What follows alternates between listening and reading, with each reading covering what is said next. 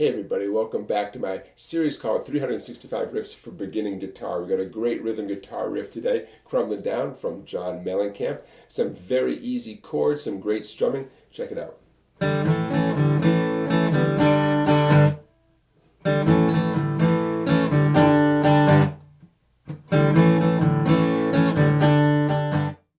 Here's what you need for your left hand to get started. You need to get used to doing a one-finger A chord. My index finger is stretched across at the second fret there. My pick is going to avoid picking the sixth string, that's your fat E string, and also the first skinny E string.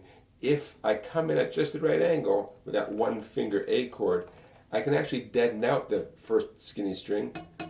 So if I do happen to pluck it with my pick, no one hears it anyways. But otherwise, I'm focusing all my attention on the four inside strings. Okay, strings 2, 3, 4, and 5. Now, that's one part of what you need for your fretting hand. The other part, believe it or not, is the ability to simply let go and strum the same four inside strings, the 5th, 4th, 3rd, and 2nd as open strings. So we have the A, and then we have open strings. You'll also need a 3-finger G chord. Check this out. Ring and pinky on the first two strings, 3rd fret, middle finger reaching way across to the 6th fret, and it's going to lean over and dampen out the 5th string, which is going to come pretty naturally because it's pretty easy to dampen out the 5th string when you're reaching across like that. And there's a 3-finger G chord with the 5th string deadened out. Okay? So that's what you need to get the intro going. The intro I'm about to show you here is also what you play for the verse as well. So now let's talk about the strumming and the actual nitty-gritty here.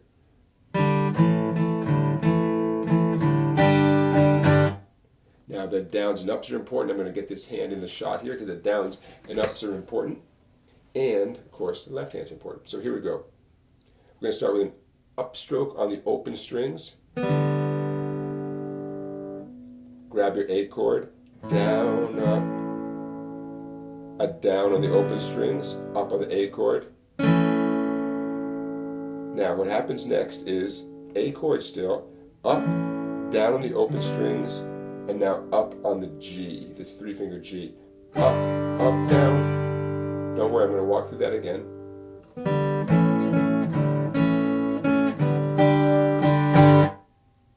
So, I'll do it without mentioning the ups and downs because you can see those on the screen. Open first. There's your first phrase. Up, down. Okay?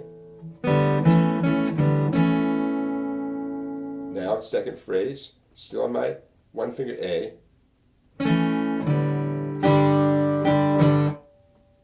Here it comes again, the second phrase. Put it all together and you have 2, 3, 4.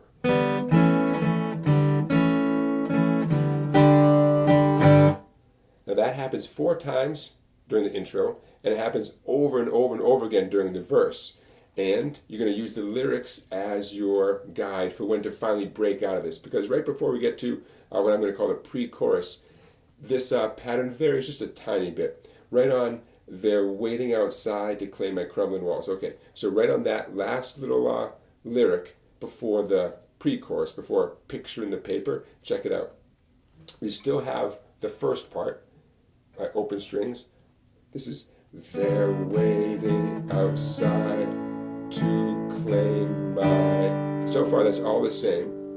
We have the upstroke on the G, but what happens next, stay on the G, right on crumbling walls. Up, down, up,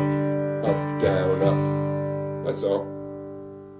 So it ends just a little bit different. One last time, the end of the verse right on there, waiting outside. They're waiting outside to claim my crumbling walls. That's all, up, down, up, down, up. Now here's where it gets easy. Right on picture in the paper, just hit that, smack that E chord. Picture in the paper, just hit that E chord, let it ring 4 counts.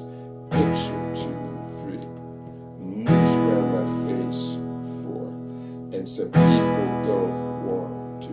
All these things are happening 4 counts, right? E, major chord, let it ring for 4 counts. Right on, up into the word treat me the same. Right on treat, still the E major chord, but with 4 down ups. Treat me the same. Easy, right? Okay, 4 down ups. And guess what? We've made it through the pre-chorus. Only one thing left, and that's the chorus. Now for the chorus, we have the 1 finger A, we have the 3 finger G, and good old D. And that's it. So right on, when the walls, check it out. 1 finger A, 4 down strums. We're going to be doing all down strums. 1 finger A, 4 down strums. When the walls, 2, 3, come. G for 2 strums. Tumbling to D. Down when the. So we had A 4 times, 2 G's, 2 D's. Guess what? You're going to repeat that again. When the walls, it's the second time. Come crumbling, rumble. Same sequence. Third time. When the walls come tumbling, tumble. Now right on the word down, right? We've done the A, G, G, D, D. We've done it 3 times. Now we've come to the word down. You're going to change the 1 finger A. Slightly different strum pattern. Here it comes. Down, down, up, down, up. That's all. A major, down, down, up, down, up. This is right on the word down at the very conclusion of the chorus, and you've got it. So that A, G, D, A, G, D, that happens 3 times. A, G, D, there's a 3rd time, and then, like I said, 1 finger A major, down, down, up, down, up. And guess what? Now you're back to that pattern that you did in the beginning. I omitted that first upstroke on the open strings like we did in the intro and the verse because there's just not time to, because you're too busy strumming the A. Down, down, up, down, up. And then you're right into the A of the intro riff just without that first upstroke on the open strings. Here's what it sounds like. Okay, I'll go slowly. This is at the end of the chorus, going back to the riff before the second verse comes in. Here it comes. Down, down, up, down, up.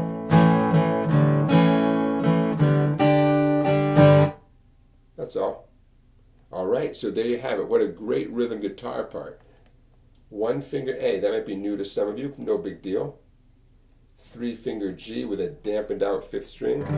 Great rock and roll sound, not too hard. We have the E major that kicks in. Oh, by the way, notice in the pre-chorus when they hit that E major, just let it ring for 4 counts. So powerful to leave space in a song. Nothing wrong with leaving space. Don't be afraid to hit a chord and let the drums and the bass take it from there, and the singer, right? Sometimes the best thing you can do is hit a chord, let it ring, you know. And what else do we need for this song? We need the D chord. Piece of cake. All right? Some great chords. Oh, by the way, one last thing before I let you go. This whole deal about the 1 finger A and then letting it off to get the open string, what a great effect. Keep your eyes open. You're going to see that in lots of songs. That 1 finger A and then the same strings as in open strings. Okay, you're going to see that in lots of songs. It's a great sound. In effect, one little parting word here. In effect, when you let go and you hit those open strings, you're really giving the listener what sounds like a G chord. Because if you think about a typical 3-finger G chord, I'm going to do it with this fingering here. The 2nd, 3rd, and 4th strings are open. And just those 3 strings by themselves, that's enough to produce a G chord, those 3 open strings. So when you're strumming the 1 finger A and you let go for a second, essentially you're changing to a G chord. You might not know it, but you really are. Okay? You've heard that in a lot of songs, and you'll hear it in many more to come now that it's in your head. All right, so everybody, there you go. That was fast, huh? Nice. We got Crumblin' Down by John Mellencamp. Before it's time to go, don't forget to like this video. Don't forget to subscribe to my YouTube channel. I always appreciate that. Check out my website down there, Songbike. You can become a member of that website and see a ton of videos you cannot see on YouTube. And I will see you for another Riff of the Day tomorrow.